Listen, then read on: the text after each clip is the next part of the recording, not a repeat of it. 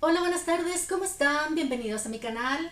Esta semana les quiero hablar de un tema que surge habitualmente cuando nos referimos a literatura japonesa y que siempre cuesta definir. Y me refiero a aware. Estoy segura que todos ustedes por lo menos una vez han escuchado o leído el término aware relacionado ya sea con literatura, con estética, con filosofía japonesa, y se habrán dado cuenta que siempre un término que, independientemente de quién esté hablando de él, cuesta bastante definir qué significa. En esta ocasión se los quise traer porque este año 2026, que estamos con el read along de el Genji Monogatari, donde nos juntamos una vez al mes en un live aquí en mi canal a discutir los capítulos que hemos leído en ese mes de esta obra monumental de la literatura japonesa y universal también. Una alumna que tomó conmigo el curso introductorio al Genji Monogatari que dicté el año pasado me escribió preguntándome si aware y mono no aware son lo mismo. Yo evidentemente le contesté a mi alumna, pero después quise profundizar, investigar otro poquito más, y hoy día les traigo lo que espero sea una explicación lo más clara, lo más sencilla posible de este término que no es claro y no es sencillo. Vamos a comenzar con qué nos dice un diccionario. Primero voy a ver la definición de un diccionario, estos que mal llamados diccionarios, porque en realidad son traductores que ponen la palabra en un idioma y nos dice lo que significa en otro, ¿ya? Eso es básicamente un traductor. En este caso estoy usando Yomiwa. Si ponemos aware, nos dice lástima, tristeza, dolor, miseria, compasión, y esa palabra en griego muy difícil de traducir a otros idiomas, pathos. Veamos qué nos dice de mono no aware. Dice apreciación de la belleza de la naturaleza efímera, el pathos de las cosas, y también un fuerte sentido estético. O sea, ahí definitivamente entramos en una definición no muy definida que digamos. Eso nos dice ya dijimos, un diccionario, en este caso como Yomiwa, para todos los que estudian japonés, un diccionario que además yo recomiendo mucho.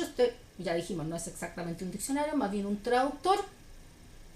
Vamos a ver ahora qué nos dice un diccionario de japonés para japoneses, o sea, una definición más clara. En este caso estoy usando el famosísimo Weblio. Y nos dice en cuanto a aware: una emoción profunda y conmovedora, la expresión de dicha emoción. Un fuerte movimiento emocional, especialmente un sentimiento de tristeza o lástima, un sentimiento de lástima, un estado lastimoso, una apariencia lastimosa, una sensación de vacío, un movimiento emocional de impotencia.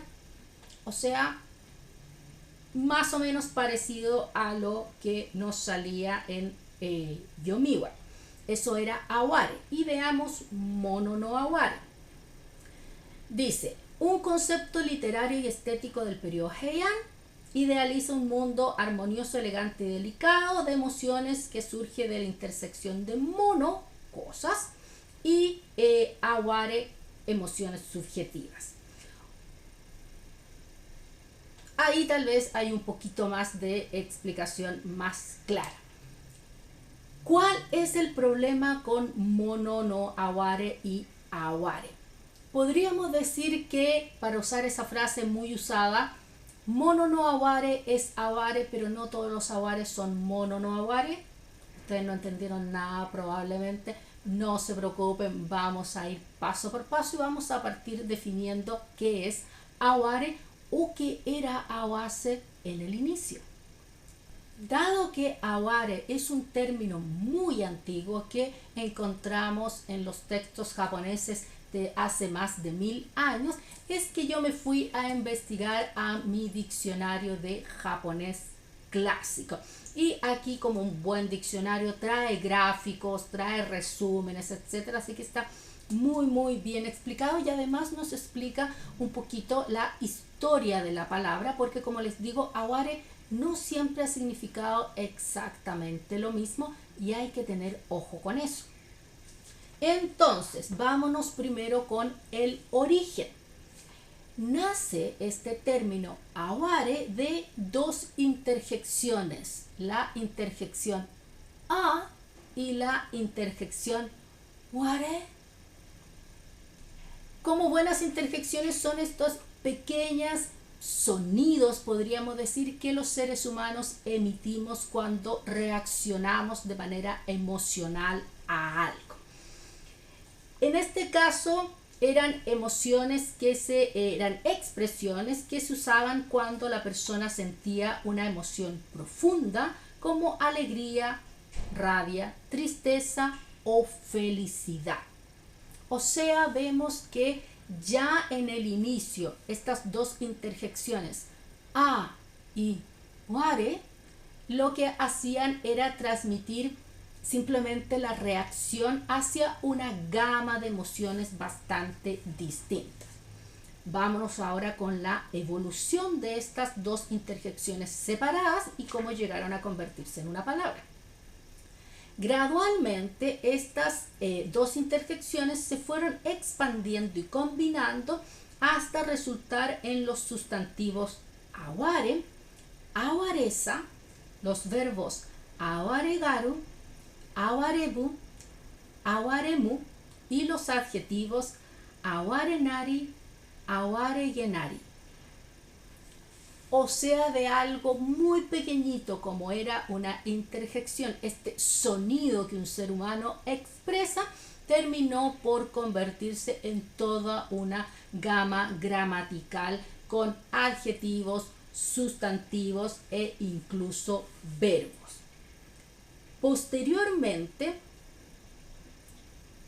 aware propiamente tal fue usado con más frecuencia para expresar tristeza y lástima, mientras que en la Edad Media aparece una variación de la pronunciación de aware como appare, appare, para expresar admiración y elogio. Así que ya vemos que al principio la palabra representaba la respuesta emocional a una gran gama de sensaciones, y que a medida que fueron avanzando los siglos, sobre todo fines de Heian, a partir de la Edad Media, o sea, Kamakura en adelante, fue centrándose cada vez más en lo que hoy día nosotros asociamos, como vimos al principio cuando les leí las definiciones actuales de la palabra, con sentimientos de lástima, de tristeza.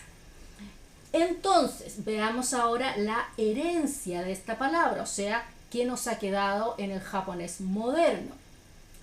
Aware, con el sentido de tristeza o lástima, y appare como elogio, ¿ya? O sea, aware en la actualidad se utiliza para expresar tristeza y lástima, y appare elogio.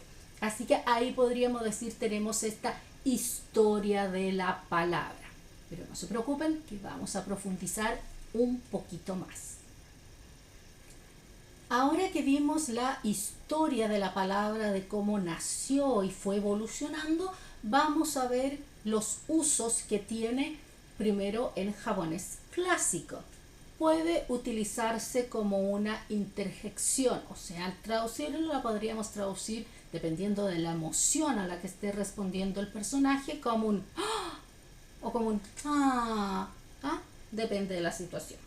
Como adjetivo lo podríamos utilizar para indicar que algo es profundamente conmovedor, que algo tiene una atmósfera profunda y conmovedora, que algo es tierno y adorable, que algo es lastimoso, que algo es triste o solitario, que alguien o algo es sensible o profundamente afectuoso, pero también que nos sentimos hacia algo agradecidos, que creemos que algo es precioso o excelente. Una gama bastante amplia. Y como sustantivo puede expresarse como, lo podríamos traducir como emoción profunda y conmovedora. Lo podemos también traducir como sentimiento profundo y conmovedor. También se puede traducir como afecto o gentileza. Evidentemente, cuando ustedes leen los textos traducidos, ustedes van a ver alguna de estas elecciones y no necesariamente se van a dar cuenta que en el original salía la palabra aware. Pero es un poco para que entiendan también la dificultad, y si es que hay aquí viendo a este video algún traductor por ahí o alguien que quiera ser traductor, para que vean toda la gama de elecciones a la que se enfrenta alguien que realiza el trabajo de traducción cuando tiene que llevar algo de un idioma al otro. En este caso se encuentra con la palabra aware y es ¿y cómo la traduzco? Ahora vamos a hablar un poquito de mono no aware, y como yo les decía al principio de por qué había surgido esta idea de hacer el video, precisamente porque esta alumna me había preguntado si son lo mismo, y como vimos, sí, pero no, casi. Vamos a ver entonces mono no aware. Mono no aware, la profunda emoción que surge al encontrarse con algo especial. La emoción, el sentimiento, la disposición que brota del corazón al observar la naturaleza y la vida tal como son. Ahí tenemos, creo, una explicación bastante más clara y precisa. No hay nada como los diccionarios, digo yo, para irse a lo que significa propiamente tal mono no aware cuando le sacamos todo este misterio filosófico que muchas veces envuelven al término. Entonces, primero que todo hay que fijarse en qué época es la obra que estamos leyendo y por lo tanto o que estamos encontrando el término aware. Si es previo a la Edad Media, sabemos que aware simplemente indica la respuesta humana hacia algo que conmueve los sentimientos, y eso que nos conmueve podía ser algo bueno, algo malo, algo alegre, algo triste, la soledad, algo tierno, la belleza, etcétera. O sea, cualquier cosa que nos conmoviera, que hiciera que tuviéramos una respuesta emocional, lo podíamos entender como aware. Pero a partir de la Edad Media en adelante, ese término empieza a, podríamos decir, a restringir su gama de respuesta emocional y cada vez más se centra en la respuesta emocional, pero hacia cosas que al ser humano le generan tristeza, le generan lástima, le generan soledad. Y también recordar que aquello que nos genera esa respuesta emocional puede ser una situación, puede ser un paisaje, puede ser una persona, puede ser una acción, ¿ya? O sea, puede ser muchas cosas lo que generan ese sentimiento de aware. Así que a recordar en qué época estamos encontrando ese término. Y mono no aware se toma de este aware, que ya dijimos es esta respuesta emocional, y mono es cosa. ¿Se acuerdan que lo hablamos cuando vimos esto de las listas del Makura no Soshi? Ahí hablamos del concepto de mono, que significa básicamente cosa. Y yo les dije que en la actualidad se separa entre mono, las cosas tangibles, y koto, las cosas intangibles. Pero en la antigüedad mono servía para hablar de ambas dos, o sea, para las cosas tangibles e intangibles. Por lo tanto, mono no aware podríamos decir que es aquello que nos genera la emoción. Y Otra cosita así como un bonus que le quería agregar a este video relacionado con lo que dio el pie a que quisiera tener esta conversación con ustedes hoy día, es precisamente la relación de Aware, Mono no Aware y el Genji Monogatari, porque obviamente hay una relación con el Genji. Si bien en el Genji Monogatari encontramos la palabra Aware a cada rato, sale muchísimo, se usa mucho porque evidentemente si ustedes ya empezaron a leerlo conmigo o si es que lo han leído antes, es donde todo el mundo tiene respuestas emocionales absolutamente frente a cualquier tipo de estímulo, así que la palabra la encontramos muchísimo, pero Mono no Aware aparece con suerte una docena de veces. Sin embargo, Motori Norinaga, un gran investigador académico, autor, etcétera, del periodo Edo, y que gran parte de su trabajo fue precisamente hacer un análisis de la literatura japonesa clásica. Él fue también el padre del movimiento o uno de los fundadores del movimiento del Kokugaku, los estudios nacionales. Bueno, Motori Norinaga, dentro de todo su trabajo, él hizo un análisis muy acabado de el Genji Monogatari. Y en uno de sus trabajos fundamentales sobre esta obra, el Tama no Otaru, él argumenta que bueno, él elige centrarse en esta expresión, en la expresión Mono no Aware, y destacarla como un rasgo distintivo de el Genji Monogatari. Él argumenta, por lo tanto, que la esencia fundamental de la narración reside en la emoción espontánea y profunda que despiertan la naturaleza y las emociones humanas, y que en esto reside el valor del Genji Monogatari.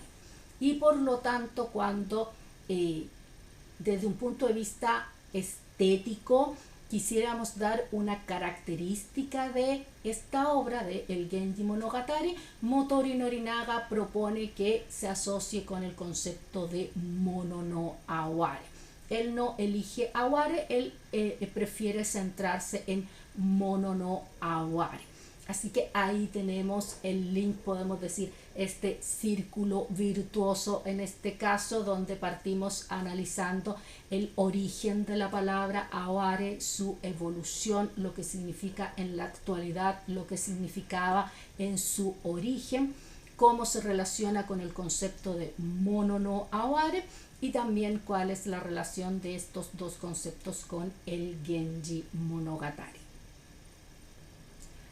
Bueno, espero les haya gustado el video que les traje en esta ocasión, que haya ojalá aclarado algunas dudas si es que las tenían con estos dos conceptos, el de Aware y el de Mono no Aware. Si quieren que les hable de algún otro concepto que encuentren un poco complejo de entender, déjenmelo en los comentarios, yo siempre los leo. Y nada, me voy despidiendo por esta ocasión, deseándoles a todos que tengan un lindo fin de febrero o segunda mitad de febrero, como quieran mirarlo. Y nosotros nos estamos viendo, por supuesto, en el live de el Genji Monogatari, que este mes será el día 28, el sábado 28. Hay un post, así que pueden leer ahí toda la información, donde vamos a conversar de los capítulos 7 al 12. Así que tengan una linda tarde, mañana, noche, cuando quiera que estén viendo este video, y nos vemos en el próximo. Que estén muy bien. Bye bye.